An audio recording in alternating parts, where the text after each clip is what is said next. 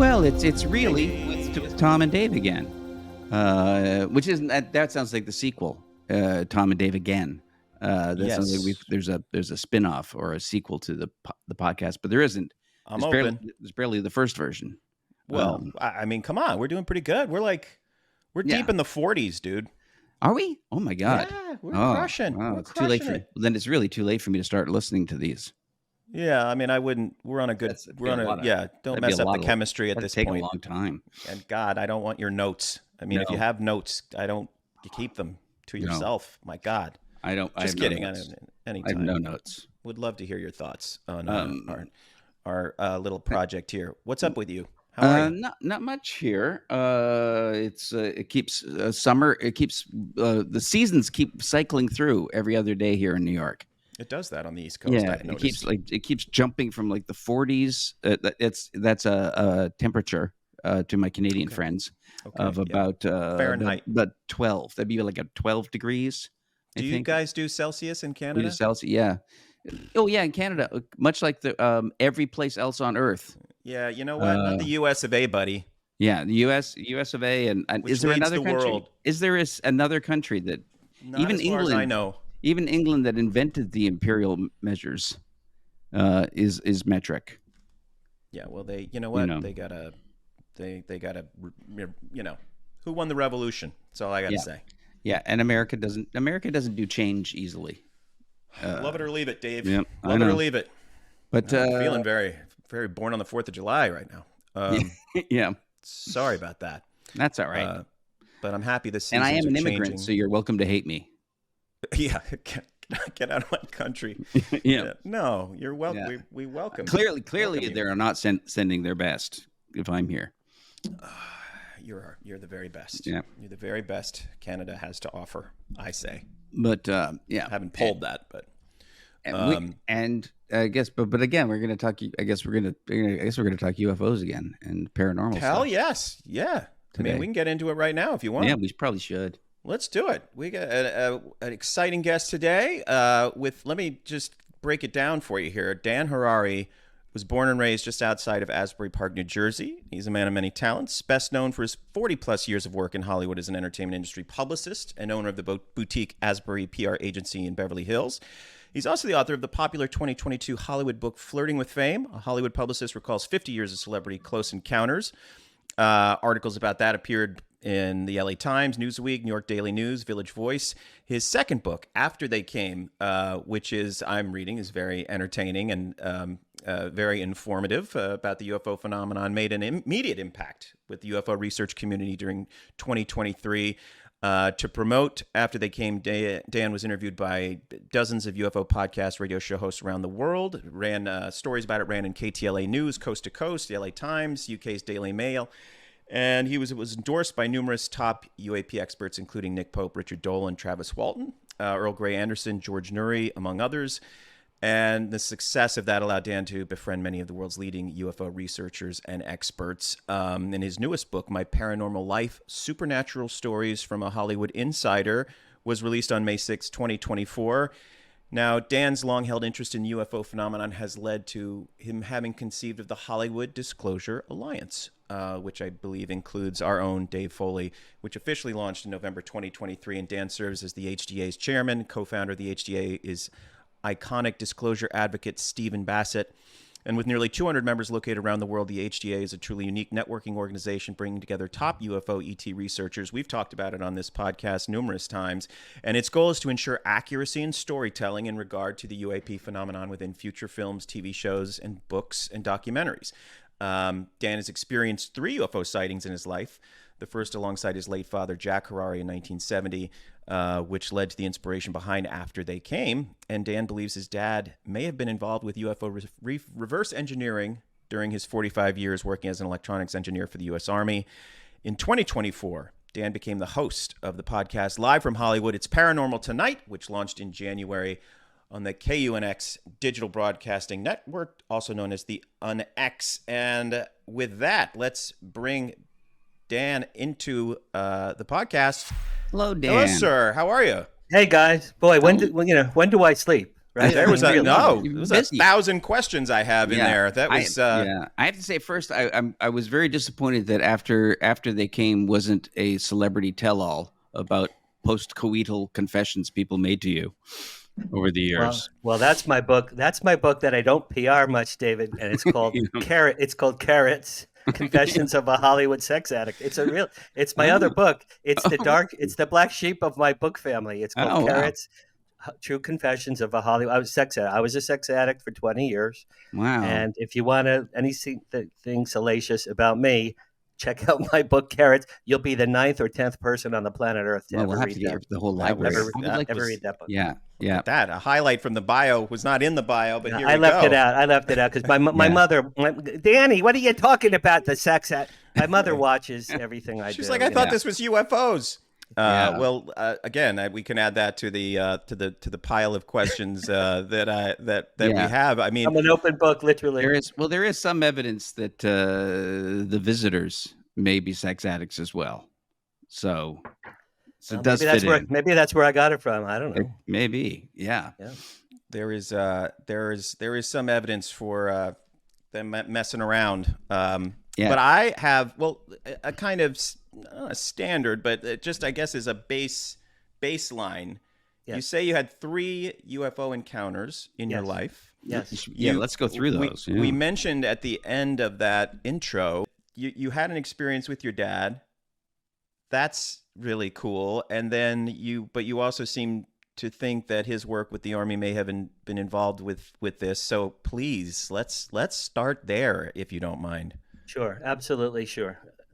Thank you very much for having me on, and big fan of you guys. Thrilled to have you. Thanks for being here, Dan. Because really very cool. I was delighted to meet you when as I said, we met at our mutual friend Chrissy Newton's birthday dinner in Los Angeles just a little while ago. A few months ago, just by pure random chance, we sat across from each other. It was so funny. And I had been I had been putting off replying to the Hollywood Disclosure outreach that you had done to me, mostly because I was putting off trying to writing a bio because I just I think I wrote David. I think I wrote it for you. Quite frankly, you did. I'm pretty sure I wrote it for you. Yeah, you shocked me in the least. Yes, we do need.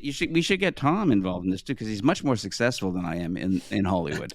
Go on. Oh yeah, Tom, absolutely, of course. I've been meaning to listen. You want to be a member, you're a member. I mean, I am the Hollywood Disclosure Alliance. It's my baby. I literally gave birth to it. I'm the chairman. I do all things. I pay all the bills. You might as well. I'd be. And it was you and Steve Bassett started it. Is that correct? Yeah.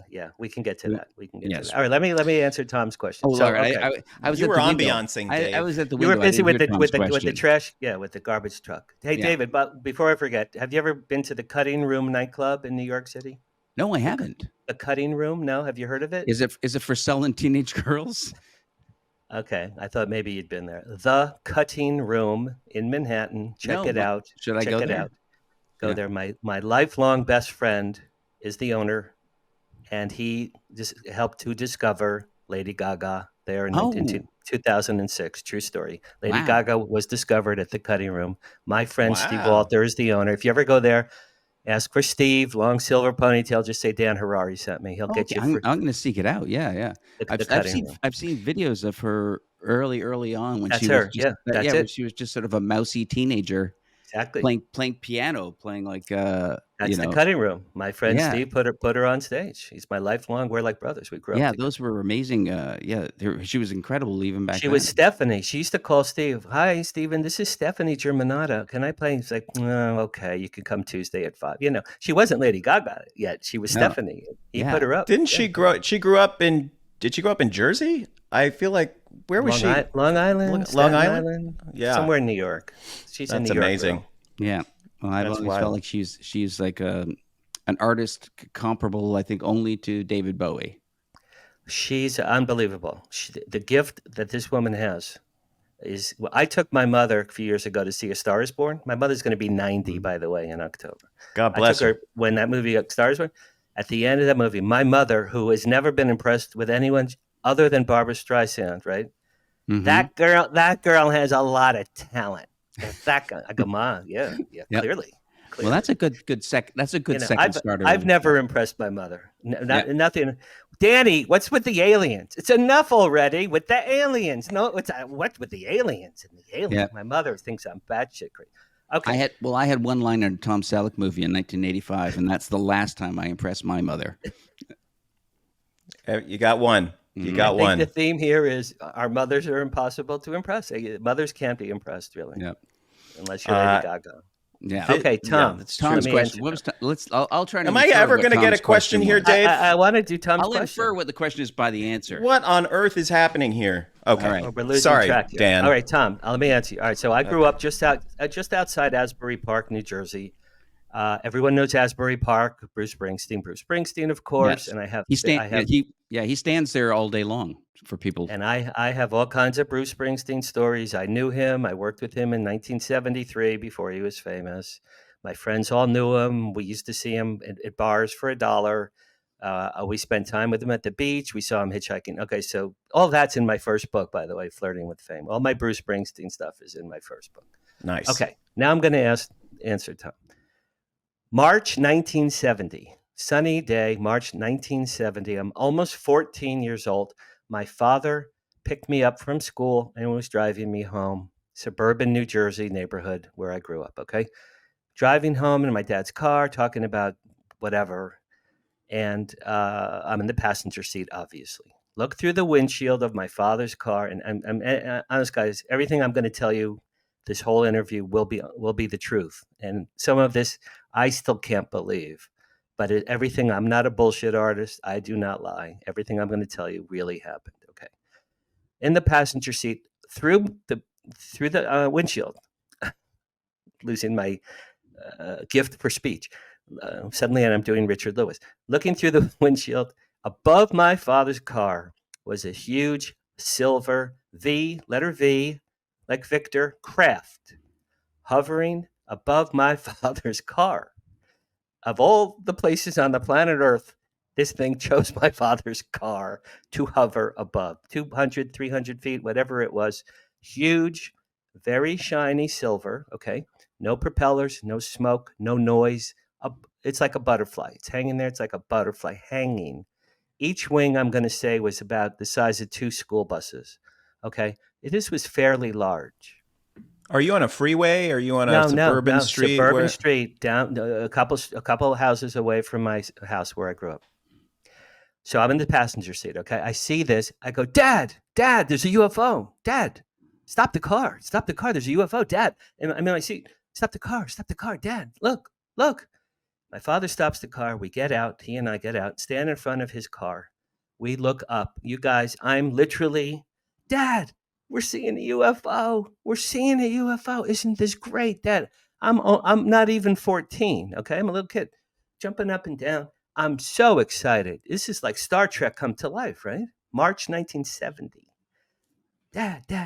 Okay, you guys, my father looked at that UFO like this.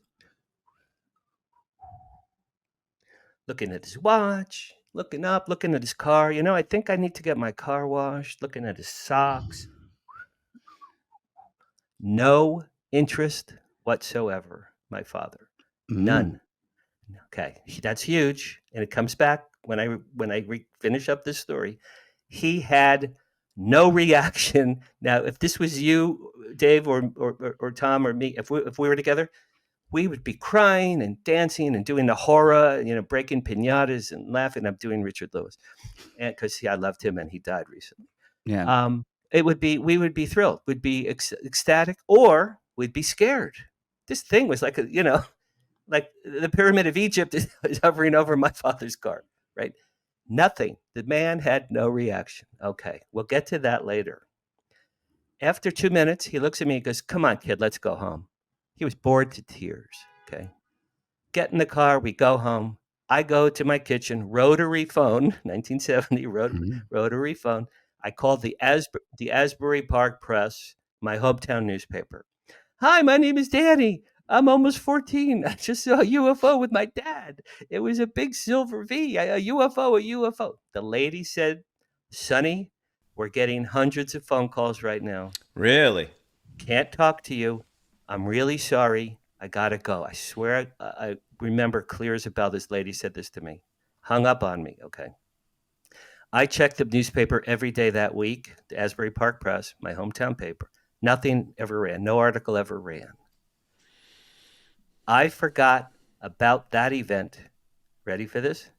For 47 years. I forgot that happened for 47 years, entirely erased. Wow. Never was. Now, why? My answer to why is drums. I'm a drummer. I had just gotten my drums for my bar mitzvah. I was in rock bands.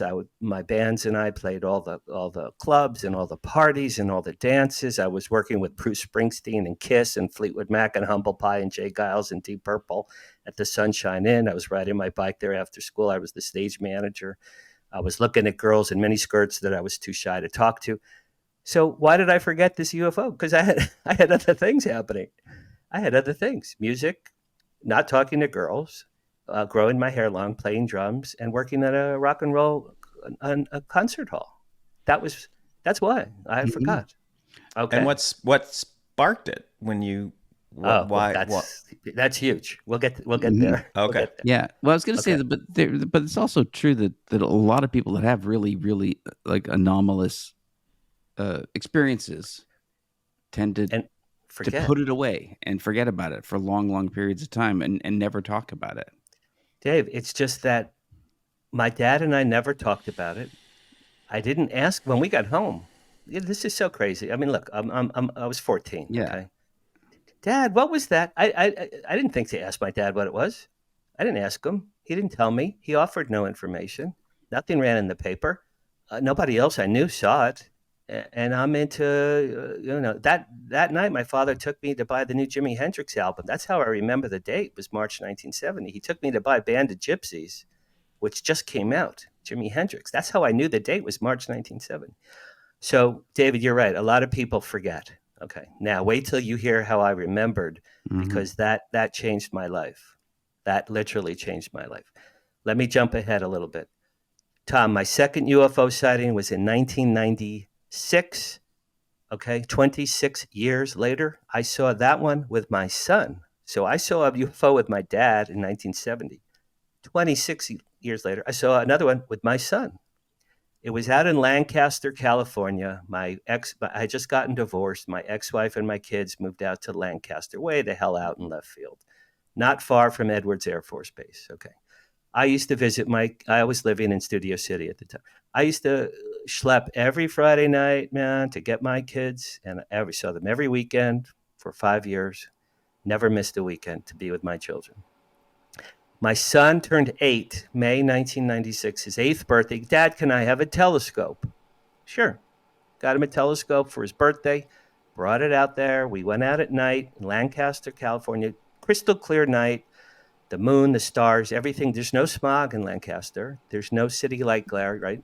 You can see really well. So in the telescope with my son, you see Venus, you see Saturn, you see the moon, all the fun things you see with a telescope. And it was wonderful father-son thing, right? When we were I was going to put him, he's in his little pajamas. He's 8 years old. He's going to put him to bed.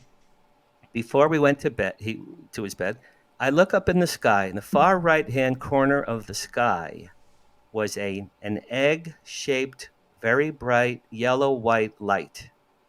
Far right corner of the sky suddenly came on, and it went all the way across the sky in a straight line, very fast, but visible, all the way across the sky. Now, I don't know how many miles is the sky. I don't know is the sky 50 miles? Is it 5 million miles? I don't know, but the sky's pretty big.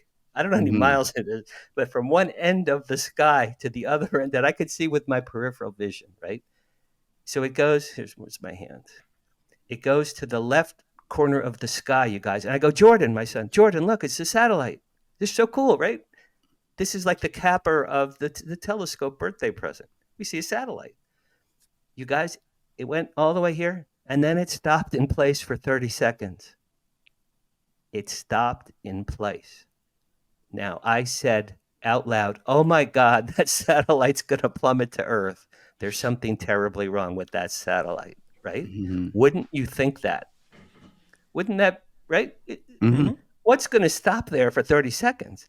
Then, you guys, it said, "Oh, I guess I'll turn around." So it turned around and it went all the way back in a straight line, back where it came from. Same line. And then it disappeared. The light turned off. That's not a satellite, you guys. That's two things they do not do. Not typically, or a meteor. Or they usually don't reverse direction and go back the other way. Or hover for 30 seconds. No. Because there's a lot of inertia a satellite would have to overcome in the vacuum of space. Hover, stop, and hover. Stopping is impossible for a satellite. All right, so it was either an extraterrestrial craft or a man-made experimental craft of some kind. Now, I've told this story all over the world. Jimmy Church, when I told this story to Jimmy Church last year, Jimmy said, "Dan, you were near Edwards Air Force Base," which is true. He said, "They test military man-made ET craft all the time." And I said, "Jimmy, you know what? I think you're absolutely right." Because just think about it, right? It flew and then it stopped, and it was like the guys inside were like, "Bill, I need a little bit more yaw on that that knob, and maybe a little bit more whatever the pilot aerodynamic turn. Well, let's adjust the lights here and the cameras here. Yeah, we're good. Yeah, you want a hot dog? You're hungry? Yeah, let's go to Subway. Yeah, it's good. Okay." So then they turned around and they went back and they went home to have dinner. I think that was a military craft, the second one. Yeah. And it was cool. I saw it with my son. So father, son. Okay. Now I'll just jump ahead quickly. That was 96. 2007, I went to a bookstore to kill some time. Found it, Paranormal Books aisle, 2007, Paranormal Books. I never heard of paranormal books in my life. I didn't know what that meant or was. Eric Von Daniken, right? Zachariah Sitchin, Richard Dolan, Betty and Barney Hill by Stanton Friedman and Kathy Martin, crop circles, Nazca lines, the pyramids. I'm in heaven. I'm like, wow. And honest to God, I was 51. I think I was 51. I'm like, where have all these books been? I didn't know this. I didn't know it was there. I bought 12 books that day. I bought 12, as many as I could carry. I went home, read all of them. During those readings, I learned about MUFON. Okay. I believe it or not, because I was not following the ufology stuff at all, even though I had those two earlier ones. Learned about MUFON, looked up MUFON. MUFON has a Southern California. Actually, Dave, you live in New York. Tom, you might want to join. MUFON has a Southern California. We've had, I think it's Earl Gray Anderson on. He's been on the show, and yes, friend of Really. He's a good friend of mine. He brought it back. It was gone during COVID. It went away. Okay, so in 2007, I'm reading the books, MUFON, look it up. I'm like, oh, Studio City. The guy before Earl, his name was Stephen Murillo. He has stories as well. So I joined in summer of 2007. My very first MUFON SoCal meeting ever. The guest speaker was, drum roll please, Giorgio Tsoukalos. Giorgio. Mm-hmm. This is 2 years before Ancient Aliens, the TV show. Okay, so he still had, hit the crazy black hair. Mm-hmm. Giorgio with his tan, jungle outfit that he always wears. Now, as you both know, he is Eric Von Daniken's mentee. You know this. He conceived the Ancient Aliens TV show. He conceived Alien Con, the convention. And I happen to know from a friend he's made untold millions from those two things. Anyway, in 2007... Note to self. Yeah, okay, pitch 20-year-long TV series, pitch major UFO convention, right? In 2007, 2 years before, so he's not famous, right? No one knew him. Mm-hmm. He goes up, you guys, he does 90 minutes on ancient astronaut theory. In front, there's maybe 25 people there. That's all. Mm-hmm. I had just joined. It was my very first. I can't believe I got so lucky. It was my very first MUFON meeting. I got my little MUFON blue membership card, $10 at the door. He's doing the crop circles, the Nazca lines, Betty and Barney, Travis Walton, the pyramids, ancient cave drawings, art, petroglyphs in stones, Easter Island. I mean, the greatest hits of ufology. And he's showing films and slides, okay? And I swear to you, I'm like this. For 90 minutes, I'm like, tears. I have tears. I'm like, Where has all this information been my whole life? I'm like, this is the history of the world. This is the history that my parents, my rabbi, and my teachers and my friends, nobody ever told me any of these things. I'd never heard about Betty and Barney. I didn't know the pyramids were special. I'd never heard of Nazca lines or Travis Walt, right? So think about this: 90 Minutes, the greatest hits from Giorgio, of all people, right? The preeminent spokesperson of ancient astronaut theory. At the end of that talk, I went up. I was actually had tears. I hugged him. I said, Giorgio, you have no idea what that talk meant to me. I said, you've just changed my entire view of the world. You've literally just changed my view of the world. And he shook my hand. Cool, man. Cool, man. That's cool. I remember he said that very clearly. That was 07. 1 year later, 08. And I had gone every month to these meetings. In 08, summer of 08, a guy named James Gilliland was the guest speaker. Do you know who he is? I've heard of James Gilliland, but I'm not sure why now. I can't remember why. Have you heard of the Isetti Ranch? Yes. Either of you. You've heard of the Isetti Ranch? I've heard of it, so Tom, clearly you have not. It's ECETI. The Isetti Ranch is, I'm going to say, a 150-acre ranch in Washington State at the base of Mount Adams. James Gilliland, this guy, he's like a cleric, long hair. He wears like a Jesus kind of clothing with beads. He's like this mystical guru kind of guy, right? Isetti Ranch has been a world famous UFO hotspot. Yeah, I think we have. Actually, I think it has come up in some company. Go ahead, though. I want to hear it. All right, for hundreds of years. Hundreds of years. The Native American Indians who used to live on his property called Mount Adams the Mountain of Shining Lights. Okay, think about that a second. Now, Kenneth Arnold, June 47, saw 9 UFOs against Mount Rainier, right? We all know that story, right? Mm-hmm. Mount Adams is the next mountain down. It's the cousin. It's the next mountain down. It's the cousin mountain to Mount Rainier's Mount Adams. Interesting. Talk about UFO land. That's pretty cool. Okay. So in 08, I had a girlfriend named Barbara at the time, a TV writer. I was dating her at the time. We went to a MUFON. James Gilliland said, if anybody wants to come, I have an open house, 3-day weekend open house, 4th of July, 2008. Weekend, come to my ranch. During the day, I'm going to have lectures and guest speakers and seminars. And at night, we're going to look at the sky. And at the MUFON meeting, he's showing films and videos and still photos of UFO after UFO after UFO, clear, not like, the fuzzy, if you squint, like George Costanza, if you squint, these are UFOs that this guy has been recording on his property for decades of time. I'm like this. I'm like to my girlfriend, Barbara, we got to go there. We got to go. We got to go. Please, can we go? Please. You with the UFO, please, can we go? We got to go. We got to go. Okay. So he had a 3-day open house weekend. It was 4th of July weekend, 08. Barbara and I went to had a Bed Bath and Beyond, whatever it's called, Bed and Breakfast, whatever it's called. Bed Bath. Would have been weird if you stayed at a Bed Bath and Beyond. Yeah, Go ahead. Yeah. Although they'd have pretty much, other than food, any bedding you would need. Yeah, that's true. Pillows. You'd have the water picks you could dream of. Other than food, probably even water. They probably okay. So we go during the day. Now, so it's Friday, Saturday, Sunday, 3-day weekend. During the day, he had a big white tent. So his property is, I'm going to say, 150 acres of absolutely nothing, like nothing and trees.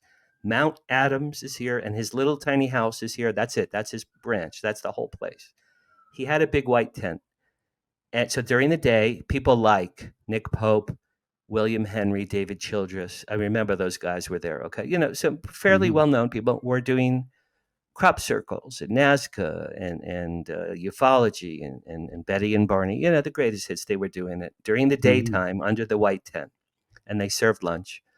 And that was very cool. They did a movie about orbs, which I had never heard of before.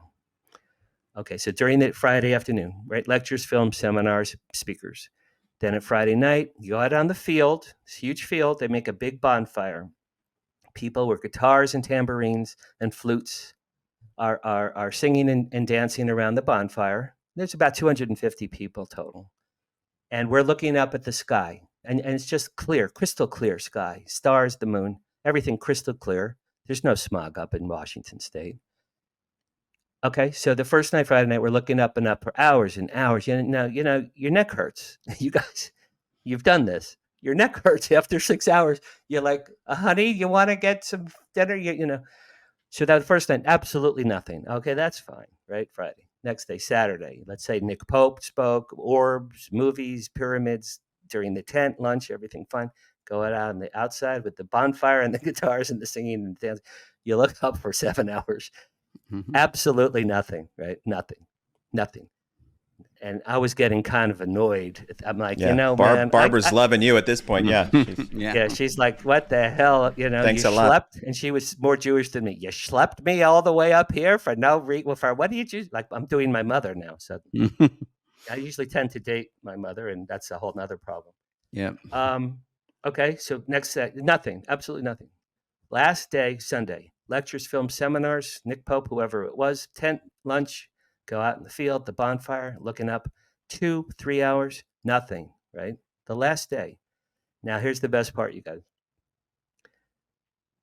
After like whatever, I want to say it was 2 hours, probably 2 hours. After 2 hours of nothing, I reached into my pocket. I pulled out my car keys. Now, there's 250 cars on this property, right?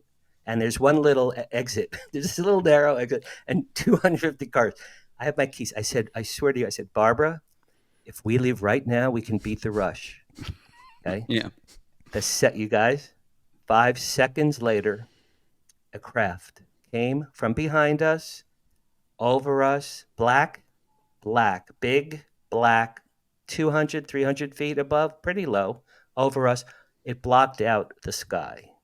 Now, that's pretty big. I couldn't tell you the size or how big because it was black against the black sky.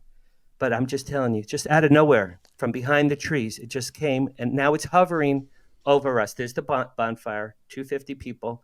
And like in the X-Files, when you look up, we're all looking up. Mm-hmm. I looked up at this black thing. I said, what the hell is that? I said that out. What the hell is that? As soon as I said that, underneath this craft was a large glass, I don't know if it was glass, a large glass crystal bulb right in the dead center. It lit up very, very bright, dark, beautiful, dark emerald green light in the bulb. Gorgeous, like Wizard of Oz emerald green. I'm like, wow, that's cool. And then that light from the bulb, you guys, then dispersed over all of us like this. We were being bathed in this beautiful emerald green light. No noise of any kind. It was like Morse code, like bam, bam, bam, bam, bam. I'm looking up. I'm crying. I'm actually crying. I'm like, those are extraterrestrials up there. Those are not people. I knew it. I know it to this day. I know it in my heart. What did your girlfriend say after this? We broke up shortly thereafter, and I don't even remember. But everyone was crying. Everyone was crying. Here's what I got from the light. People must have been freaking out. Tom, it was a scene from the X-Files. I lived a scene from the X-Files. It's when Scully and Mulder are looking up, and they're being bathed in white light. I'm being bathed in emerald. Emerald green was pretty cool. It's a really beautiful color. It's crazy. So many, many times, and I'm going to say a minute, maybe 20 times a minute. And then the light went back into the bulb, right? And then the light just went off, and this craft slowly moved away, and then bang, zoom, went over Mount Adams. Okay. Mm-hmm. What I got, and people have asked me if it was telepathy, what I got was in my heart, and I still feel it right now to this day. Hello, we're here. We love you. We're sorry we're late. We know you've been waiting for us. We got delayed at the Walmart on the corner, at the 7-Eleven. We needed a Slurpee. We know we're late. We're really sorry. We love you. We love mankind. Be kind to one another. Help each other out. Don't be afraid of us. Be kind to planet Earth. We'll see you another time. And then the light went off and it went. And that's what I feel. And I feel it still, honest to God. I feel it in my heart. From that day till today, I've become a nicer person. I've actually become a nicer, calmer, sweeter. I was kind of a prick I think before I honestly, I became a nicer person. That's my third UFO event, and that was a profound event. Yeah. I'll say that's a big one. That was a big one. It was Tom. Yeah. That one was interactive, man. I mean, yeah. Did you perceive? I mean, is that not? And is that when you remembered the first one? No. Okay. Well, I was gonna say, there's also the interesting to me was the that your entry into it was through just randomly going into a bookstore, because Diana Pizzolta talks about that in her book. Okay. Well. Okay. There's a couple of random things. Okay. So Tom, let me answer your question. That was 2008, right? Cut to April 2017. Like 9 years later, right? Mm-hmm. My father died. My father passed away in Florida. I told you about his second wife. He died a bad death. I said goodbye to him in a few months. He didn't know who I was. He didn't know who my brother was. He didn't know who he was. That's how bad it was. Yeah. He died. I was very upset. Oh, here you go. Now, here's where my life accelerates dramatically. 3 days after my father died in Florida, I went to Junior's Deli in West LA to get a pastrami sandwich and to think about my father. And I swear to you, that's all that my goal was that day, was to get a pastrami sandwich, because my dad used to love them there at that deli. Think about my dad and be sad. That was my goal for the whole day. I wasn't going to work that day. It was a day to think about dad, right? 3 days after he's dead. I go to the deli. I ordered my pastrami sandwich. From the waiter, he walked away. I swear on my daughter what I'm about to tell you is true, okay? The next story. I'm sitting there thinking, Dad, I really loved you, man. I'm going to miss you. Wow. I'm sitting at the deli. A beam of light or a beam of energy from above, bang, into my head. Like a laser. It was like, bang, right into the right side of my head from above, either light or energy, but this bang. Through my eyes, you guys, through my brain, through my eyes, projected in the air, I swear to God, in the air, 10 inches in front of my eyes, was a hologram home movie. Ready for this? The 1970 UFO sighting I had with my father. Wow. It played in the air, in the deli. It was full color. It had audio. I'm going, Dad, are you? It's just like I described. Dad, I'm seeing myself jump up and down. Here's my dad's car, me and my dad, the silver V. And what's interesting, this was not from my point of view. I was about to ask. I mean, it's not from your... No, Tom, this was not a recovered memory. Because here's how I tell you this. And I just thought of this recently. It's like God was a cameraman who was 10, 12, 15 feet away from my dad's car with a camera like Cecil B. DeMille. He filmed the whole scene. I saw myself.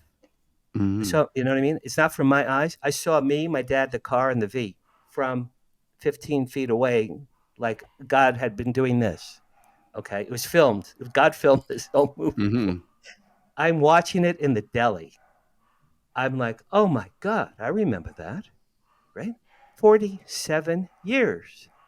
I remember that. Wow, holy shit, what the hell is that? I couldn't believe it was happening. It was played for maybe 45 seconds. Here you go, you guys, this is a killer. At the end of this little clip, my dad, remember I said you earlier, my dad said, come on, kid, let's go home. Mm-hmm. Before he said that to me, you guys, he looked at me, he winked. My father winked and said, come on, kid, let's go home.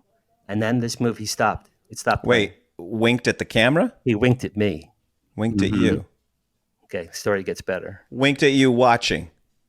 He winked at me while I'm jumping up and down. Dad, there's a UFO. Okay. He winked, and then he said, come on, kid, let's go home. And then we went home. So this little video thing stopped. Now I'm shaking. I'm like, what the hell was that? Then the little voice in my head, get a pen, you need a pen. Ask the waiter for a pen, gives me a pen. On the table at the deli, there was a paper placemat, just a plain white paper placemat. My hand, honestly, my hand took the pen. My hand wrote, not me, my hand wrote the following. Write a book about benevolent aliens. Lead character's father knew about UFOs. Then I wrote capital A, capital T, capital C, and then my hand stopped moving. It's automatic writing. I looked at it, you guys. I'm like, what the hell is that? And after a while, after they came, ATC, it was given to me. This book was given to me at the deli. Wow. Honest to God, it was a download. I think my dad sent this to me from heaven. I truly do. I think it was from my dad. Steve Bassett thinks it was an ET download, maybe that I had originally gotten from that 2008 with the emerald green light, you know? I think it's something between the 08 with the emerald light, and my dad had just died. And somehow they collaborated and they gave me a book. It has I've been in, I'm in the middle. I'm enjoying it has, and this is a compliment. Like the initial thing is like almost a grounded, like Hitchhiker's Guide feeling to it. You've got the guys like at, sort of his wits end, his sort of suicidal moment. And, this sense of just overwhelm. And then a kind of, parts like hilarious, crazy experience. He's taken, out of this moment that he thought would be his end into this absolute sort of journey and becomes the most famous person on earth. But and it has, of course, this knowledge and, probably, I think, a good model for what your association, the Hollywood UFO Association, I'm not getting the name right at the moment, and you can please correct me, but it's in terms of documenting, accurate portrayals of UAP in fiction. My question is, why fiction? That is a good question. That's what came to me. Listen, I mean, I'm not the lead. I mean, I'm sort of the lead character in the book, but I'm not. I'm noticing even from the brief, what I've learned about your history, there's aspects. So I am curious you have a decent story to tell yourself, and it's a good story. I mean, I'm just curious if that was just the way you felt it wanted to be presented. I wanted to write It's a Wonderful Life for a UFO abductee, essentially. That's cool. I call my book It's a Wonderful Life meets The Day the Earth Stood Still. Yeah. Right? Yeah. The book is like Tom, like you said, it's the lead character. He turns 70. I'll be 68 in 2 weeks, but so I'm not quite the lead. He turns 70, hates his life. His kids don't talk to him. He's been through 2 wives. He killed his first wife in an accident. His business is a failure. He has no friends. Everything has gone wrong for this guy. He goes to Malibu, drowns himself on his 70th birthday, drowns himself on purpose because he hates his life. He just wants to be dead. As he's drowning, a huge UFO comes out of the Pacific Ocean, beams him on board, slowly takes him over to Dodger Stadium. Tom, I thought Dodger Stadium was awesome. No, I was in there. I was with it, and it's a very and it's very poignant, that kind of goodbye to the world. It's you're in there with him. I just thought, what better way to end? I'll tell you the truth. Richard Dolan read the first 3 chapters of my book. He called me and said, Dan, this might be one of the best books I've ever read. I said, you're Richard Dolan. Are you serious? That's high praise. He goes, the beginning of this book is one of the best things I've ever. Then he read the rest, Tom, and he called me 2 weeks later. How dare you solve all of mankind's problems, Dan? Who are you to solve man? I'm an author. It's fiction. Mm-hmm. He goes, how, you take away the nuclear weapons and you say people can't have guns anymore. And he yelled at me, Tom. I swear to God, Richard Dolan yelled at me for 1 hour. And I'm like, okay, I get it. You like the beginning, you hated the end. Okay. But so at Dodger Stadium, this is for Dave, the aliens, tall white Nordic, 7 foot tall male, female, they beam down, gorgeous. In the movie, it's Brad Pitt and Blake Lively, gorgeous, perfect people come down. And then this guy who was drowning and he was naked, so he comes down naked. He's dripping wet from the Pacific Coast, and he's on second base. And they're people of Earth. They're these aliens, people of Earth. We love you. We're here to help you. We love mankind. Be kind. Now, where did you hear me say that earlier? From the 2008 Emerald Green UFO. Mm-hmm. I have my aliens saying what I experienced 9 years earlier, because when I wrote the book was 2017. Yeah. So, and then the lead character ends the nuclear age, and he solves hunger, and through the aliens wins the Nobel Prize, famous man. But during the course, Tom, I don't know if you're there yet, but during the book, he discovers that his late father knew about UFOs for the military. Well, who does that sound like? Mm-hmm. Well, we can tell get us. To we can yeah, get to let's that. get we should let's get get to into that. that because Well, there is a as you know, there's a pattern to families, there's a pattern to sightings, experiencers, so what led you to this conclusion about your dad, or is it a conclusion? Yes, it is. It is. Okay. Well, the first clue was on that piece of paper. Lead character's father knew about UFOs, right? Yeah. From that automatic writing. That was clue number one, Tom. That was like, I mean, that's a good clue. Yeah, that's a pretty good, because it's a good one. Because it was divine. It came from whoever. So I went home. I ate my pastrami sandwich. I went home. I wrote that book every day and night for 8 months, the next 8 months. As I'm writing it, I'm starting to think, my dad worked for the U.S. Army as a civilian electronics engineer and a physicist for 45 years. That's a long time, 1951 to 1996. My father was a genius. Everybody knows that. He was a genius. Okay, fine. Top secret clearance, civilian. He was not in the military. He was a civilian. As I'm writing my book, I called my mother, who's still alive, and I said, Mom, all the years you were with Dad, did he ever talk about UFOs with you at all? Because let me tell you why. My father invented missiles, radar systems, and you ready for this? Military drones. My father helped to invent military drones. I have this in writing from he was profiled in a newsletter in his workplace in 1985. I found it after he died. I have this proof. My father helped to invent military drones. Oh, that's pretty cool. Okay. Very cool. My mother. Did Dad ever talk about your father in the early 19th? I'm doing my mother now, clearly. Listen to this story. In the early 1950s, they took your father deep into the vaults at Fort Monmouth Army Base, and they showed him something top secret. He came home. He was pale and sweating and nervous and shaking. My mother said, honey, what's wrong? Ready for this? My father said, I saw something today, top secret. I can never tell you or anyone as long as I live. My father never told a soul what that was. Now, do you guys know the Jackie Gleason story? I yes, do, but I have to ask, Mom still doesn't believe in UFOs after that story?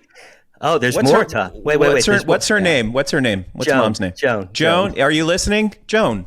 Send this to her. Danny, you're making fun of me? What's wrong? No, I'm we're 90 not. years old. Joan, we're excited that you're still hale and hearty at 90. We got to get you on the UFO train here. This is Dan's got some. Well, got the goods. I've been slowly wearing her down. I have. Okay, good. Sorry, go ahead. So yes, the Jackie Gleason story. The Jackie Gleason story. I mean, you can. Yes. You want to do a quick? You can do a quick the Jackie recap for Gleason our audience. Story, as I know it, is in the 70s, early 70s, when Richard Nixon was president. He and Jackie Gleason were golf buddies in Florida. Very close friend, golf buddies. Apparently one day, this is the story I've heard, Nixon said to Jackie Gleason during a golf outing, hey, you want to see something really amazing tonight? And Jackie Gleason goes, what do you mean? He goes, I'm going to pick you up at your house. I'm going to show you something remarkable. It's going to blow your socks off. Jackie Gleason said, okay. Richard Nixon, the president of the United States, drives his own car. Jackie Gleason told this story himself, I believe, to his wife. I know that his wife did. Okay. I don't know that he did, perhaps, but I thought he did. Okay. According to legend, his wife has told everyone this.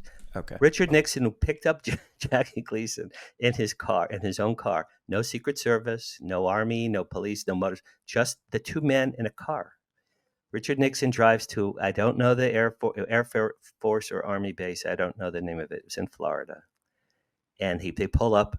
Richard Nixon's the president. The security guard looks in the car. It's the president of the United States.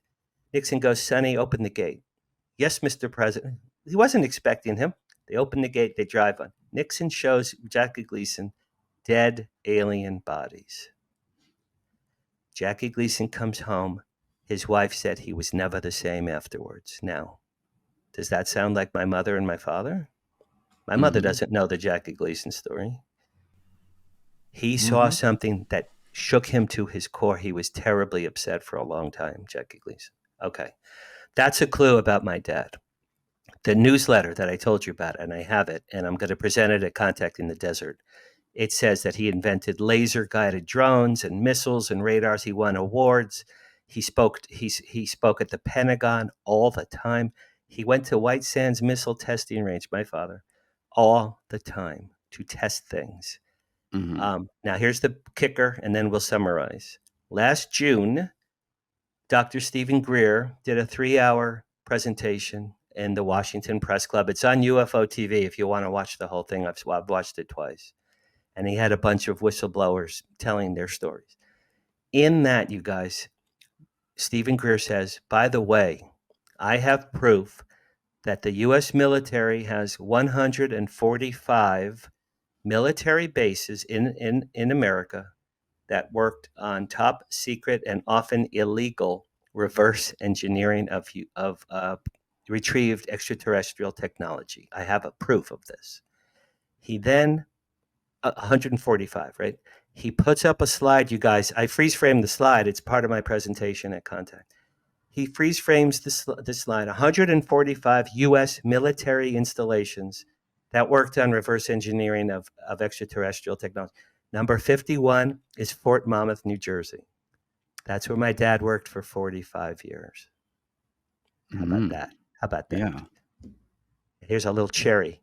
In Richard Dolan's book, UFOs in the National Security State, in the back, he has an index of military UFO sightings. There was a UFO sighting in 1951 above Fort Monmouth, New Jersey. There was one in 1952 of 2 UFOs above Fort Monmouth, New Jersey. My father started working there in 1951. If he didn't see them or see them with his own eyes, he had to have heard about them or had been told that happened. Had to. Everything my dad did had to do with the sky. Missiles, radar, drones. Everything he did flew to fly and spy. I once asked him what he did for a living. I'm 12. He goes, I helped America win the Cold War. That's all my father would ever say. He never revealed anything. So if we review all these clues, 45 years in the Army, genius engineer. My mother said he saw something. He was never the same. Stephen Greer says Fort Monmouth worked on ET craft. 2 UFOs over Fort Monmouth, according to Richard Dolan. My father and I saw a major UFO together, and he winked at me, and he was bored to tears. My father knew what that thing was, you guys. My father knew what that was. It sounds like he may have picked up a hitchhiker from Dad. And not even being, because you subsequently have written a book about your paranormal life. Right. And that's correct. And it seems like there's a corollary to this kind of perhaps it was brought home. Yeah, they like the stories of in Skinwalker at the Pentagon of the man named Axelrod. Who, I don't know that. Yeah, but the idea that he had been to Skinwalker Ranch and had witnessed a bunch of really strange things, and then when he got home, his family started experiencing strange paranormal events as well. That you can bring this home, and it can be passed on to your family. So maybe that was that's very interesting. That home to you. That's very interesting. I think I'm very intuitive, but here's the thing: when I wrote my new book, I don't even have a copy. It's just so lame. I literally don't even have a copy by Paranormal. It just came out last week. I like the cover, though. Congratulations. Thank you. After they came, I'm like, I got to keep writing. What can I write next? I reviewed my life. I've had angelic voices always in my right ear. Tell me things. Always. Tell me things. Always in the right ear that came true. Always things that came true. I've manifested people. I've manifested companies and things. Um, my father visited me as a ghost after he died in my bedroom 3 different times. He spoke to me. I told you that story earlier. He spoke to me. One time he turned a light on and off I had a touch lamp in my bedroom. He turned it on a week after he died, turned it on and off several times, middle of the night, waking me up. I'm a drummer. There's a little blue drum set way back there. My dad got me years ago. One night, my dad started playing those drums on my dresser in the middle of the night, scared the shit out of me. I said, Dad, is that you? Please stop. I said, Dad, you're scaring the shit out of me. I said that out loud. And then he stopped. His poltergeist stopped coming to visit me. My grandfather was a poltergeist in my house 20 years ago. That's a huge story. We did a Ouija board, asked him who he was. It was my grandfather. All kinds of clues. I know it was my grandfather. Here's a very interesting thing. And this precedes everything else. When I was 5, I had 2 little girlfriends across the street from my neighborhood in New Jersey. We used to climb fences and signposts and trees. We were climbing. I'm 5 years old. We climbed inside a billboard sign for a drugstore that was a block from my parents' house. I'm 5, 1961. And this had to be a 30-foot tall billboard sign. And we're inside, like the wooden lattice inside, not where the sign is, the inside part, right? The guts of the sign. Me and these Kathy and Lizzie, I remember, we climbed up, climbing up like little monkeys up a tree. I slipped. I lost my grip. I remember I'm looking at you. I'm 5. I lost my grip. I said to myself, oh my God. I went backwards in the air on my back. I'm floating in my back. I'm looking up at the sky. Almost in slow motion, I'm falling to the ground. I'm looking at these 2 little girlfriends. They're like horrified, right? I'm floating. I remember falling. The next thing I remember is I woke up on a couch in a house a block away. No one was home in this house. I'd never been in this house in my life. This was not my parents' house. Mm-hmm. It's a strange house. I woke up on the couch. I woke up, I sat up, I said, hello? I'm 5. Is anyone here? No one was there. I get up to leave. I look at the front door. Ready for this? There's a 7-foot tall creature at the front door. White chocolate colored thing, 7-foot tall thing. He looked like, my daughter thinks it was a gargoyle. She said it was this creature. It looked like his wings had been clipped off with hedge clippers. So there's like bony stubs here where wings would have been. He had the face of a bull. He looked at me over his shoulder. He went like this, like he snorted at me, like, yeah, I saved your life, you little rat bastard. I didn't want to, but they made me do it. And then he just kind of went through the door and vanished. Mm-hmm. I went home. And now I told my mother that story recently. You were dreaming. That never had you. I think. Well, I know I fell off the sign, and I woke up. I woke up on a couch, and this creature was there. But if you put 2 and 2 together, either I died, and he saved me, or he saved me before I died, or he brought me back to life. I'm telling you, and gargoyles protect people and buildings and specific. I researched it. Specific areas of land they protect, like within a radius of land. I think he was. I think he protected the billboard sign. Maybe Did mom recall you falling ever from anything? Did she? No. She said, "Why didn't you tell me?" I go, "Mom, I was 5." Now, do you remember leaving that house and heading home? Or yes, yeah, I remember walking. All that's still in your memory. I remember walking through the front door, looking around because I didn't know where it was in position. My parents' house was 6 houses down to the left, and the billboard sign was about a block forward. I still, every time I go back east, I drive past it. I'm like, God, there's that sign. I fell off that sign. I know I know this happened. This was not a dream. I know this happened. I know it. I've tried to find the 2 little girls. I can't find them because they're probably married. They have different last names. I can't find them. Yeah. God, I'd love to find them, man. Yeah. And is this another sort of event that kind of goes into the sort of the memory bank and great question. Stored away for a while, or is it? I would say a memory that you had with you through life. I would say I pulled it up I pulled it up once every solar eclipse. I mean, like once every 25 years. I'm like, yeah, I felt. But now when I'm writing my paranormal life, my dad is a ghost visiting me. My grandfather was a poltergeist, slamming doors and breaking glasses in my house. My grandfather absolutely was him. He was a poltergeist. I've had voices tell me things. Oh boy. I've You told us a version of your dad came to you. You told us the red band version. Yeah. There's the you want the clean version? well, just a version because it was information that ended up being accurate.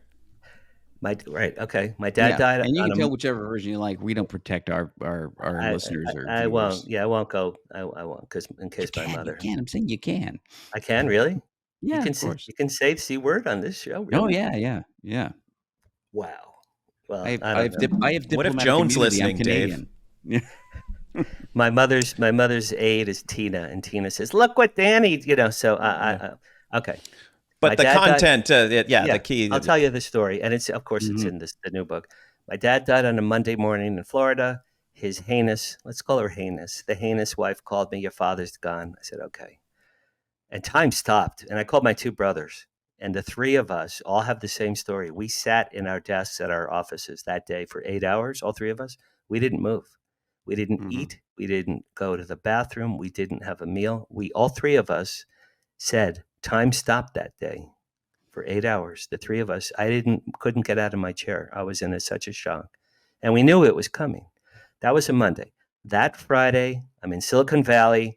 I had a meeting. Do you know what SIGGRAPH is? You guys, have you ever heard of SIGGRAPH? It's the world's largest computer graphics conference. I was the publicist for SIGGRAPH. Okay. Go to a meeting at SIGGRAPH in Silicon Valley. Nice people. Everyone knew my dad died. Everyone's hugging me. It was all I could do not to cry during that meeting. Go to the hotel, 3 a.m. I'm sound asleep in a hotel in Silicon Valley. I'm sound asleep. My bed started to rumble. The mattress, it was vibrating. I thought it was an earthquake. It started to rumble and vibrate. And I heard, Danny, Jeannie changed my will. Just like that loud, one time. I sat up, shaking. I'm like, Dad? My father's wife was Jeannie. He's the only person that called her Jeannie. Her name was Jean. He was alone called her Jeannie. Danny, Jeannie changed my will. I got out of bed, you guys. I looked around the room to see if maybe Casper the Friendly Ghost was my dad. I looked under the bed to see if my father's ghost.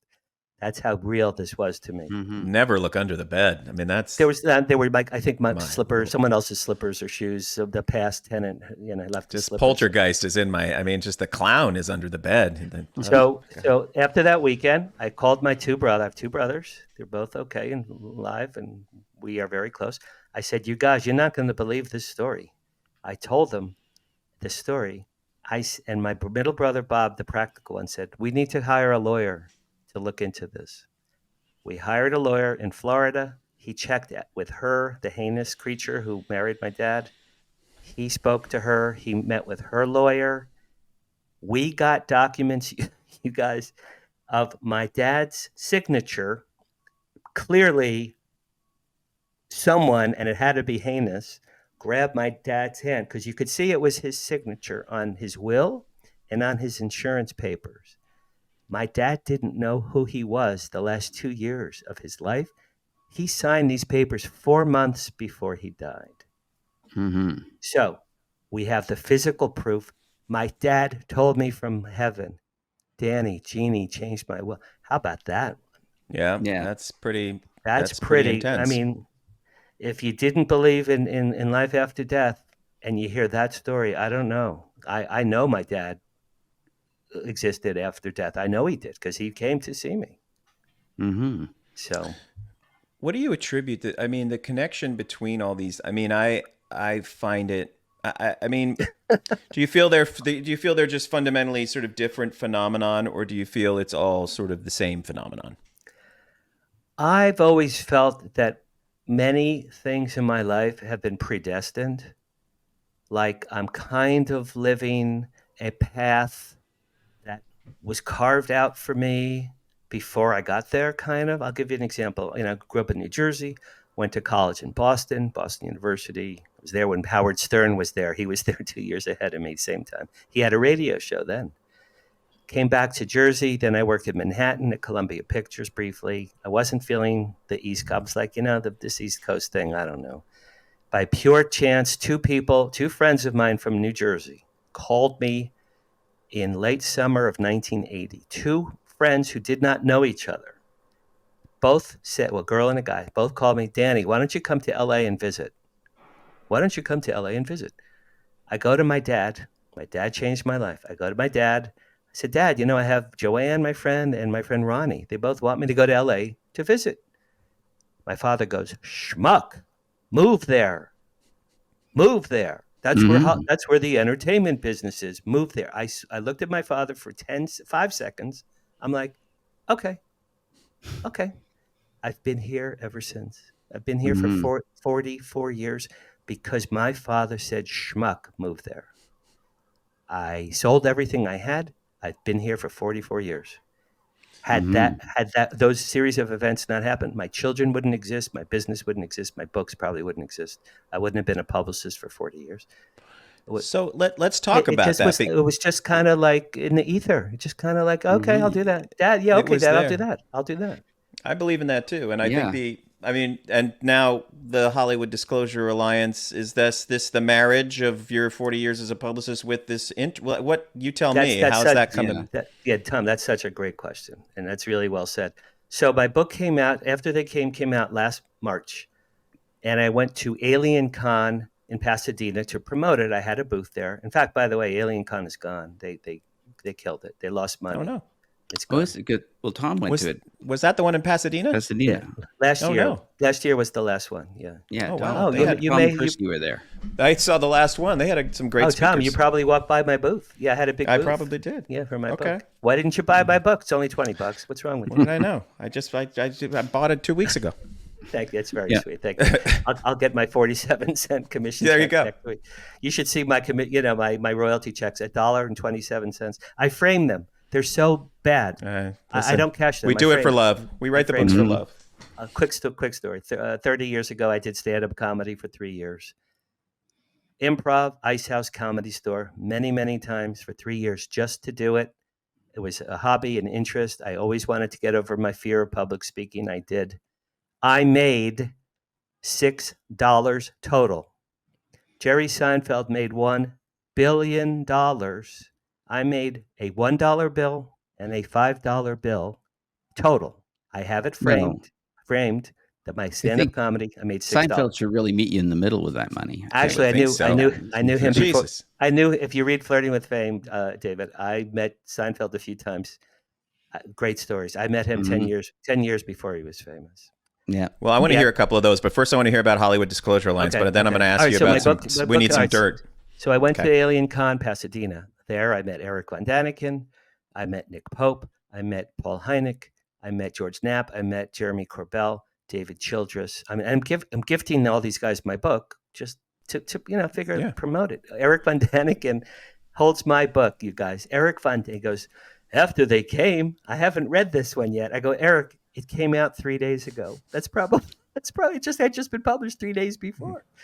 I gifted it to him. I wrote, Dear Eric, thanks for all you've done for us. And he seemed very gracious. And then I had to pay $50 to get my picture taken. And next, his lines. I had to pay $50. But it was worth $50 to do that. So that was Alien Con. 2 weeks later, you guys, was UFO Con in San Francisco. This is March last year. A little teeny baby, right? A little baby Alien Con, tiny. I had a booth there. My brother lives in Monterey. He met me. I had a booth. I sold my books. I met some people. That weekend, Stephen Bassett gave a 90-minute presentation on disclosure. What is disclosure? What does it portend for mankind? Why is it important? Where do we stand? You guys, I didn't know from disclosure. This is only a year ago. This is only last March. My brother and I were like, what? My brother goes, this guy's brilliant. I'm like, I know. I got to meet this guy. After his talk, we went to the dining room in the hotel. He went with some friends. My brother and I went together to eat dinner. He's sitting there. I got a copy of my book. I said, Stephen, my name is Dan. I really enjoyed your talk. I never knew about disclosure. Thank you. Here's my book as a gift. If you're ever in LA, I'd love to hang with you. That's what I said. He goes, what do you do, Dan? I said, I'm a Hollywood publicist for 40 years. He goes, Hollywood publicist? He goes, I need a publicist. I swear to God, he shot out of his chair, literally. He pulled in his pants. He pulled out 27 business cards and I only needed one. He pulled out a handful of, threw his business cards at me. They were all over the table. Mm-hmm. I picked one. I go, here's my card. And he goes, I go to LA quite often. I go, call me. We'll have lunch anytime. That was how I met Stephen Bassett, March. 2 months later, last May 2023, late May, tail end of May, he called me, Dan, I'm in LA. Great, let's have lunch. We had lunch at Michelli's Italian restaurant right across the street from Musso and Frank's. I'm the publicist for Musso and Frank's. My biggest client. I'm family there. I love that place. Tom, do you go to Musso and Frank's? Oh yeah, Dave. We both. Yeah, Dave has been in LA for 100 years too. Before his New York days. So yes, we are all familiar with. Right, listen, and by the way, if you ever need reservations for Musso and Frank's, just let me know because I always get my friends and it's sold out. They're sold out every night.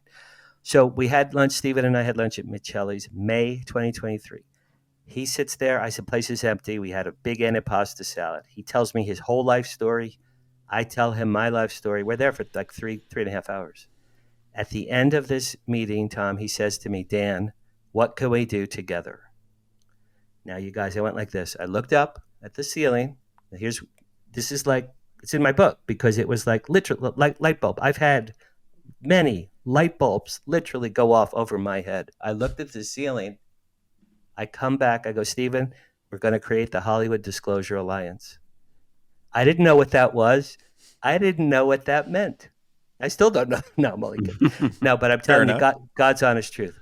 I pulled it out of this. I literally pulled 3 words out of the air and said, Stephen, we're going to do it. And he goes, that's right. Exactly right. We shook hands. That was May 30th. 4 days later last year was Contact in the Desert.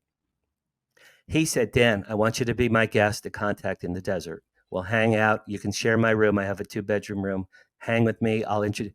I'm like, Stephen, I don't want to schlep out to Palm Springs. It's far. I go, it's far. I don't want to go there.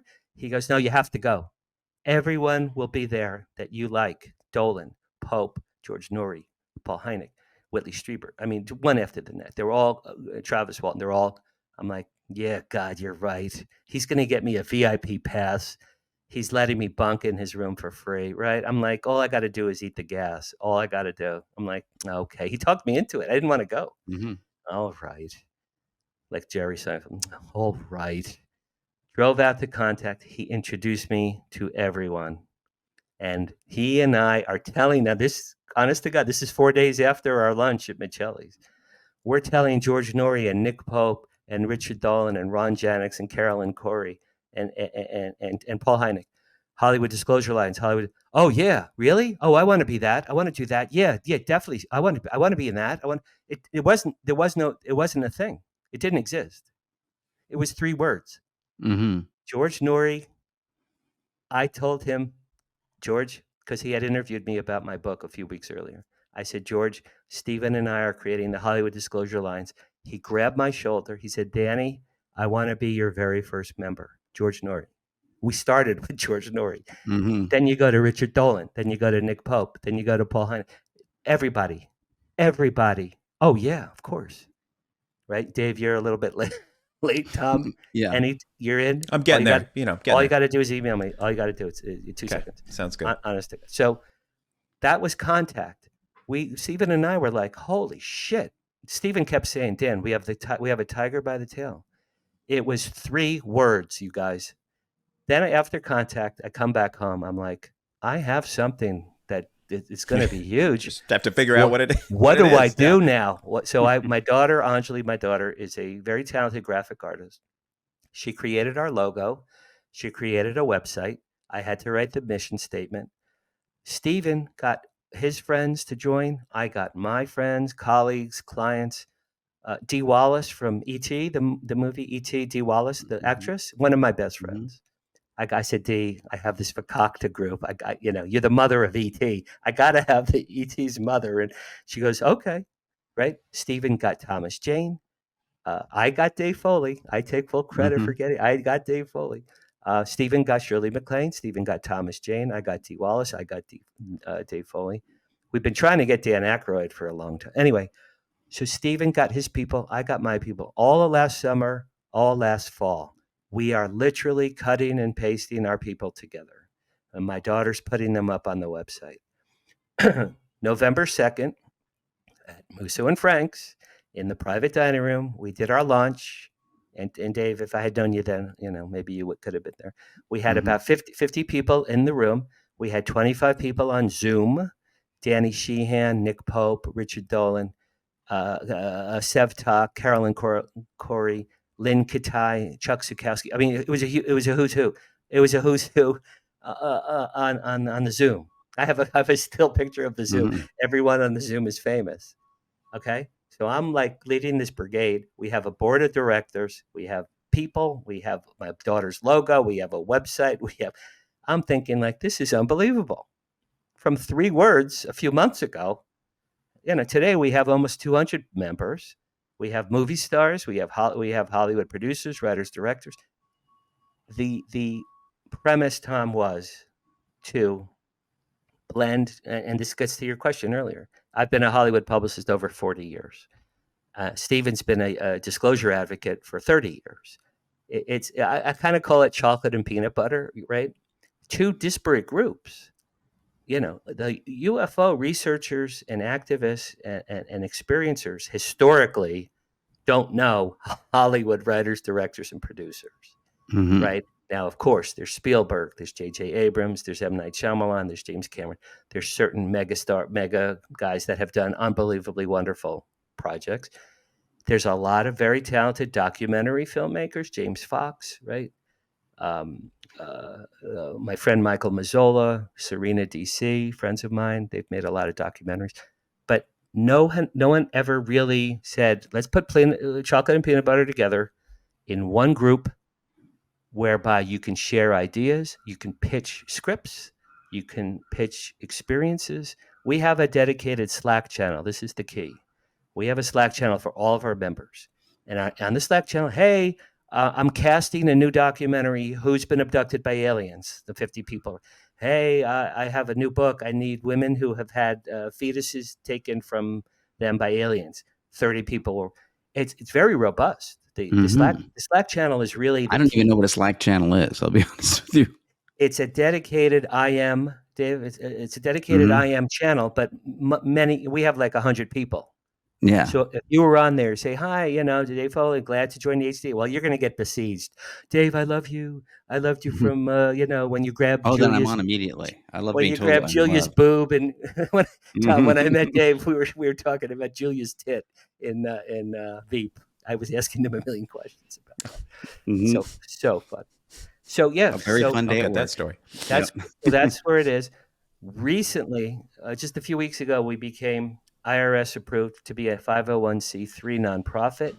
We have a donation page, and where we're at now is we're trying to raise donations so we can do monthly live events. I'd like to do a live annual award show.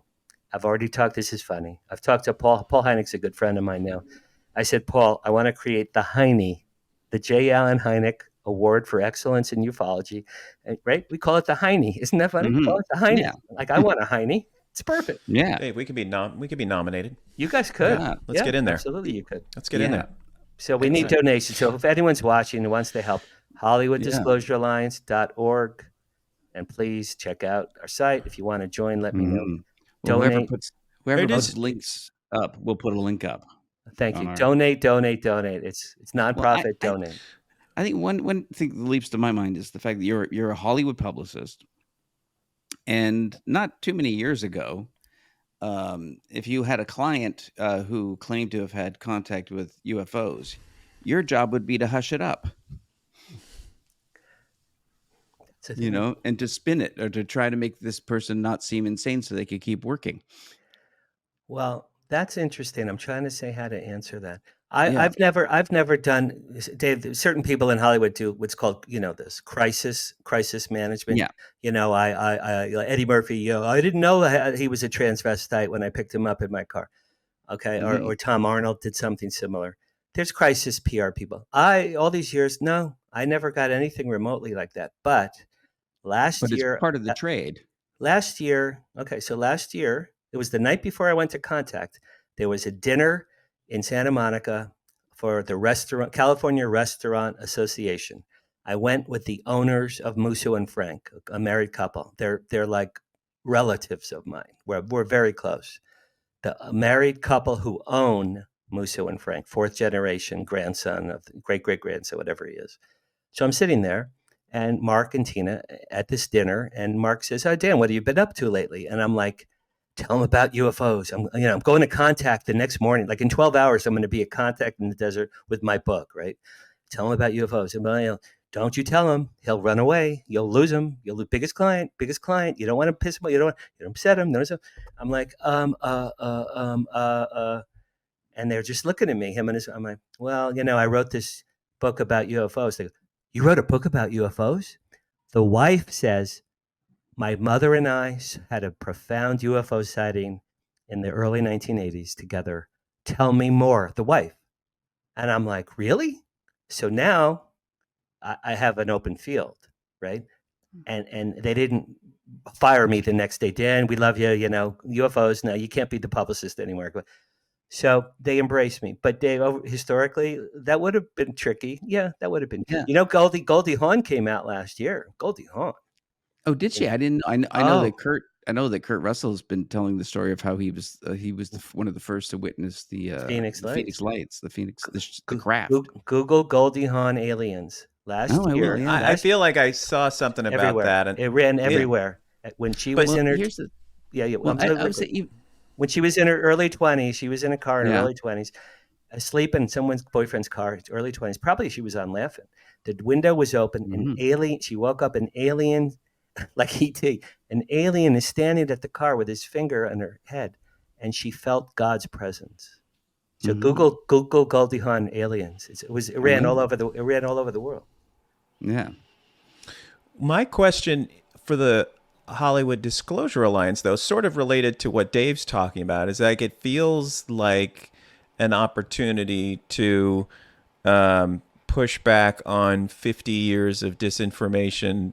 The CIA used Hollywood to ridicule and mock folks, that would talk about it, and made a campaign. And I think recently around Watergate, the CIA had 400 journalists on the payroll to sort of send out stories or debunk stories. So it feels like a real opportunity, if it's not already in the charter, to sort of, at least have something that can, to your credit, like give the real information, and perhaps be a force to counteract, what's historically been Hollywood's role in being kind of an enemy against the UFO phenomenon or experiencers. Correct. Absolutely correct. If you think about historically, Hollywood, alien UFO movies, my joke is the aliens come to kill us or to eat us. Kill us or eat us. Do you guys remember the famous Twilight Zone, "To Serve Man"? Do you know that one? Oh, yes. Don't get on the ship. It's a cookbook. Okay. It's a cookbook. "To Serve Man" is a cook. Think about that. It's a cookbook. Okay. With Canadian actor Larry Dane. Really? Okay. The guy with the hero. The scientist. The guy who tries to get off the ship at the last second. You know who I think the alien was Lurch. I think because he was. I think Ted. I think you're right. I think it was Lurch. Yeah, I think it was Lurch. Anyway, so only a few roles he could play. I think he was Jaws. Wasn't he Jaws in a James Bond movie too? Lurch. Oh yeah, what was his name? Yeah. Oh, that Keel. That was a different guy. Right, Richard Keel. Yeah, he scared the shit out of me as a kid. All right, so Tom. Historically, we all know this. Independence Day, War of the Worlds, the day the Earth stood still. They come to kill us or eat us, basically. Mm-hmm. I've been thinking recently, how many benevolent alien movies? I've come up with 3. Maybe you know more. E.T., right? Benevolent, little cute little E.T. Close Encounters, my all-time favorite movie. As far as we know, they didn't come to kill us or eat us. And Arrival with Amy Adams, which was Mm-hmm. That about was pretty language good. and Yeah. trying, right? Think about the White House blows up, right? The Empire State Building, all of them, they all blow up. Everything, War of the Worlds, all of them, they all blow everything up. So to answer your question, Tom, the mission statement is to present people, and I'm not saying me, but people like Earl Gray Anderson or a woman I know named Camille Harmon. Camille Harmon was impregnated in her 20s by an alien, and months later they took her fetus. My friend Ella LeBain is a gifted author and a biblical scholar. She was impregnated. Months later, they took her fetus. She said she's been abducted her whole life. Now, those are the bad ones. I have another friend that you guys might want to talk to him. I met him at UFO Con last year. I have a friend named Mark Glenn Moore. He's a very, very successful businessman in Marin, California. He does solar energy for Native American Indians. Very successful.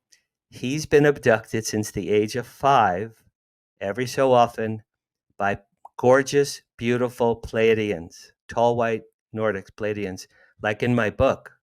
And he said they're loving and kind, and they teach people how to love each other and how to protect planet Earth. He's the only person I've met so far that's had remarkably wonderful, great experiences. Everyone else has been tortured. Yeah. Earl Grey Anderson was tortured, and they're taking bodily fluids. So, to answer you, Tom, we're trying to share real life experiences with real life people, however crazy these paranormal stories are, with Hollywood producers, so that perhaps the next generation of movies and TV shows and documentaries and maybe books might be based on real life people with real life experience, not just screenwriters. Mm-hmm. Yeah. Well, Yeah. I know definitely my tribe, the comedians, have definitely done their fair share over the decades to put forward the toothless hillbillies and the RV are the only people that see UFOs. That stereotype and drawing always drawing attention to the anal probing. It's so easy to make fun of this stuff, Yeah, as we all know. I've done it myself as a comedian over the years. But all right, think about David Grush last year. How Mm, brave and I'm going to compare him to my father. Now, my father knew, I know he did, for mhm. 45 years. My dad never said 2 words. Why? One word: pension. My dad was not going. All he talked about: when I'm 65, I get my pension. When I'm 65, Dad, you're only 49. I'm 65 and I get my pension. Couldn't wait Mhm. to retire, man. The day he Right. retired, that day, moved to Florida with you know who, the crazy Mhm. one. Uh, no way was my dad going to tell me or my mother, yeah, by the way, yeah, the aliens from planet Quicknarg and I are friends, and I helping them to develop their drug.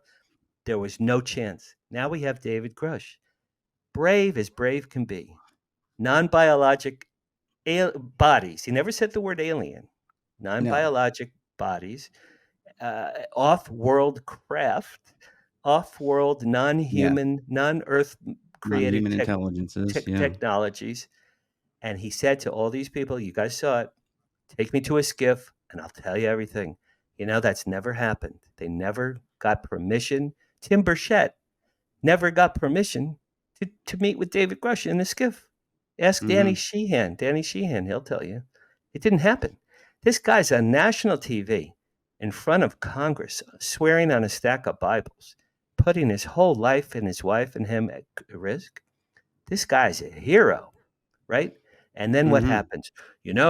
He had a nervous breakdown 12 years ago. He got drunk and he punched a wall and yelled at his wife. He has depression. He has depression. No, he's bullshit. He's a bullshit art. Whoever it's going to be, man, it could be Bruce Springsteen or Tom Hanks. Whoever it's going to be, they're going to find the one little flaw. They're going to just go right there. If it's the Pentagon or the black government or Majestic 12, whoever still runs, you guys know this, Mhm. whoever still oversees the non-disclosure, Stephen Bassett calls it the truth embargo, the 80-year truth embargo. And for some reason, it's those efforts to smear or the debunking is the only part of the story that mainstream press will pick up. Why? Either they're afraid, or they're, like you guys said, man, the CIA historically had media. Isn't that crazy? The CIA had media on their payroll, right? Mhm. And they still do. And also even some well-meaning journalists, I think, are just indoctrinated Yes. by the stigma to by going back to the Robertson panel.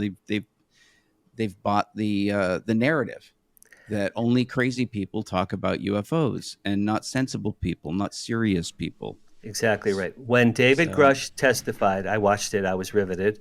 I get, believe it or not, I get the print version of the LA Times delivered. Remember The Sopranos? Remember Tony Soprano? Every morning he waddles in his underwear. He waddles to get his newspaper and his coffee. That's me, man. Every morning I waddle outside to get my LA Times. I get it. The only person I know that gets the LA Times in print every day.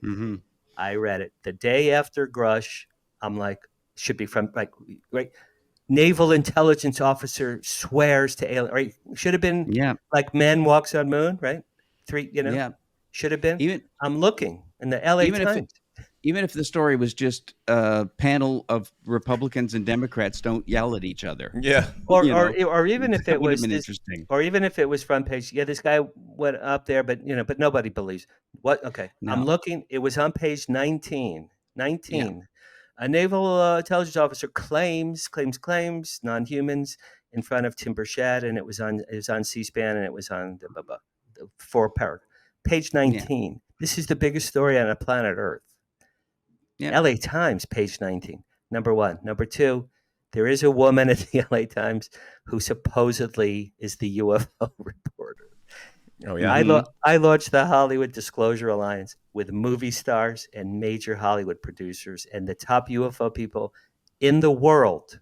And I pitched this woman at the LA Times, Corinne Pertil. I said, Corinne, I have an incredible exclusive story for you. What do you think? Oh, sorry, Dan. Not for me. Not for me. The LA Times, Hollywood Disclosure, even if you made fun of it. Like a bunch of crazy Hollywood producers are going to meet with nothing. Not for me. Not for me. LA Times will not write about Hollywood Disclosure Alliance. It's still a uphill climb. Absolutely.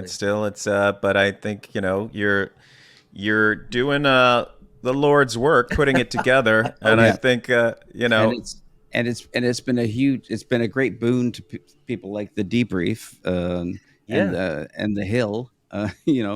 It's like non-paper based news reporting is eclipsing the newspapers that I grew up reading and respecting. Like I still subscribe to the New York Times, the Washington Post, and the LA Times, and the Toronto Star.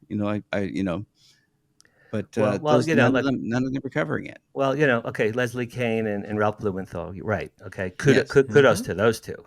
Yeah, they got 100%. The one story, but then the New York Times has bent over backwards to try and debunk everything since then. They were like, okay, we'll give you a hot chocolate sundae one time, you guys, and now okay, well you better now you're going to be on page 27, and then you're going to be on page 46. Ralph Blumenthal is actually a friend of mine on email. I invited him into the HDA. He goes, Dan, good luck. I can't because I'm a journalist, but I wish you well. Ralph Blumenthal's an email. I'll tell you guys, since I created this fakakta HDA, I've met everyone. I have dinner at Musso and Frank's with Nick Pope. Nick Pope is a friend of mine. Last week, I interviewed Richard and Tracy Dolan live, and they said to me, on my podcast, Richard Dolan, Dan, you have no idea how nervous we are. I said, Richard, you're nervous? You're nervous. What about me? You're the icon of ufology. I'm a yutz. I've only been in this field for a year. I'm like the Pope the Pope. I'm talking to like this little kid, and going up to the altar, and there's the Pope. It's been remarkable what's happened to me because of my book and Bassett and HDA. Oh, also we should talk about Contact in the Desert.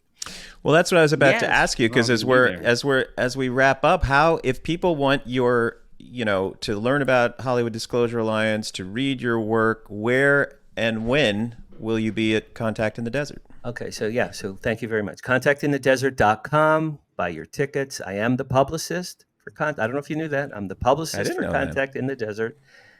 A, I will be running the press room. B, I am the head of HDA. I will be running the panel. David, you're on my panel. Yes, I am. Yeah. You are. You're on my panel. We almost got Elijah Wood to join, but that just fell through. That was going to be a little secret. Is he a UFO guy now? Is he? Yes, is he interested? He is. Elijah Wood. Because I've met him many times at like various fan fests. Lovely guy. I just spoke to his partner. They have a company called Spectravision, a production company, and I almost got and he said, I don't think Elijah's going to be a Contact. I'm like, okay. So that would have been cool. I was going to slip him in. Mm-hmm. All right. So Tom, I'm running the press room at Contact in the Desert. Okay. I'm doing the Hollywood Disclosure Alliance panel. The panel, Dave Foley. D. Wallace had to drop out. So Dave Foley, Thomas Jane, Steve Bassett, Katie Page, Serena DC, and Michael Mazzola will be on that. That's Sunday, Amazing. June 2nd at 2:30 p.m. I'm doing a 90-minute talk called Why I Believe My Father Worked on UFOs for the Military. Cool. Very cool. I just did that. That's on Monday, June 3rd. It's a slideshow. It's a 90-minute slideshow. I'm doing that. The first night, Thursday, I'm doing my podcast with Ron James. Do you guys know Ron James? Yeah. Yes. Yeah. I'm going to hook you up. A, because he's a friend. B, he's my new PR client. So yeah, Ron James. Perfect. He produces a material for MUFON. And that's where I've seen him. Yeah. Ron James he's the head of MUFON Media. He produced, I'm sure you saw this last year, Accidental Truth. Yes. Yeah. Mm-hmm. Okay. So Ron James produced that. Matthew Modine. Matthew Modine was narrating it. Yes. That's right. So Ron, as we speak, is working on the sequel, which he's going to sneak peek at Contact. It's called Accidental Truth Next. Accidental Truth Next. He is a very interesting guy. He knows a lot of stuff. If you want, I could hook you up with Ron James. He's a PR client of mine. So so I'll be doing my podcast, running the press room. I'm doing the HDA panel. I'm doing my own lecture. In addition, the Hollywood Disclosure Alliance has a booth in the main lobby of the hotel. David, I believe I gave you an hour. If you don't remember, I'll send it to you. But Tom, I'm going to have people like George Noory, Nick Pope, Steve Bassett, David, myself, Serena, Michael Mazzola, Thomas Jane, Katie Page, a lot of the HDA members. I'm giving them hour-long slots at the HDA booth to photos with fans, signed books. Dee Wallace is going to sell her books there. She's a dear friend of mine. She'll be there. It's going to be pretty cool. So for me personally, now here's what's funny. The media you are Contact in the Desert, Brad. That's what I'm learning right now. The media room. Here's what's scaring me. Honest to God, the media room is on the second floor, way in the back. And the HDA booth is on the bottom floor in the front. Yeah. And in between you guys is the world's longest staircase. You're going to be burning some calories. And I have bad knees. Okay. I have bad knees. I'm going to be going up and down like the Schmucky Jew. I'm going to be going back and forth like the Flash. Glucosamine and get some CBD. That's my advice. I'm actually going to my knee doctor tomorrow to get some gel, the gel tomorrow, because I do have bad knees. I'm going to be living on that staircase for a week. I say I got bad knees, arthritis. Get some Papa and Barkley's CBD 30-to-1 tincture. Wait, I'm going to write this down. All right, Papa. Jesus, what are we? We're turning into like a scene. Can we get some ads through this? Can you email me, senior Papa? Yeah, Papa and Barkley. Okay. Is the name 30-to-1 tincture? And you put it under your tongue, and it helps with knees. Use it a few times. Oh yeah, it got rid of my arthritis in my knees. I think we give this to my bulldog, Dave. I don't know what exactly you're prescribing. His hand wouldn't close. Oh, me too. My hands are getting weird. I'll be 68 in June. Like a little Tyrannosaur claw. Oh my God. Yeah, my body is not my friend. I'll be 68 in a few weeks, and Yeah, no, I had remarkable results using that stuff. Thank you. Thanks very much. Yeah, we Fantastic. should do. Dave, well, if listen. You ever want to do an on that note, infomercial, let me know. I know, right? Dave will be like, my arthritis has completely been cured. We're doing this shit for free. I want to get paid for this. We can listen. I'll hook up Joan. My mother's in a wheelchair. You think you have arthritis? My mother's hands, literally the Wicked Witch of the West. You think you guys have arthritis? I talked to my mother. Don't let Joan know you're talking out of school here. I can't let her see this one.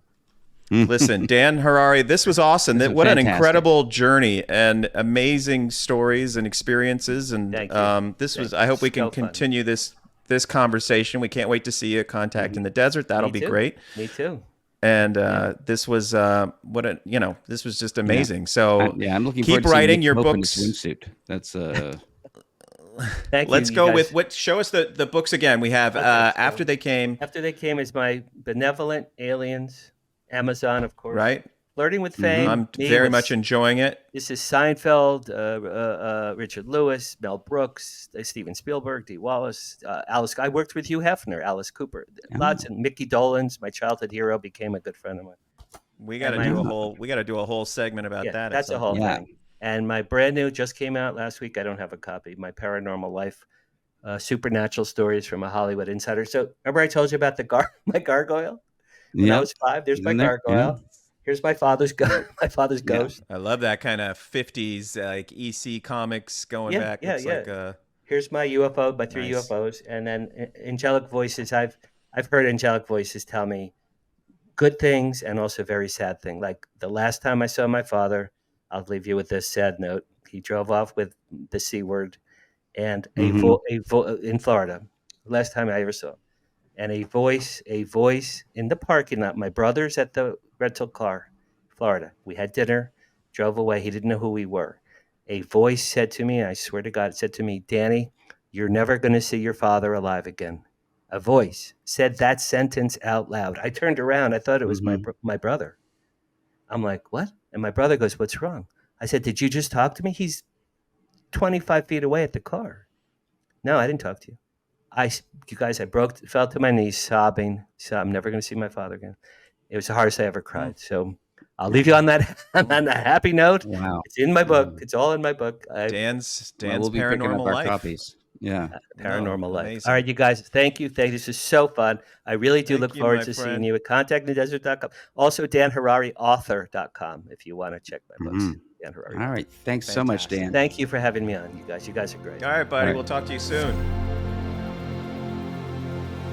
Hey, Tom and Dave, I enjoy the show, but I have a question. Why are you referring to UFOs as UAPs? It seems everyone involved with the UFO phenomena has immediately started using UAP in place of UFO since the recent last few years government release of some information where they use UAP.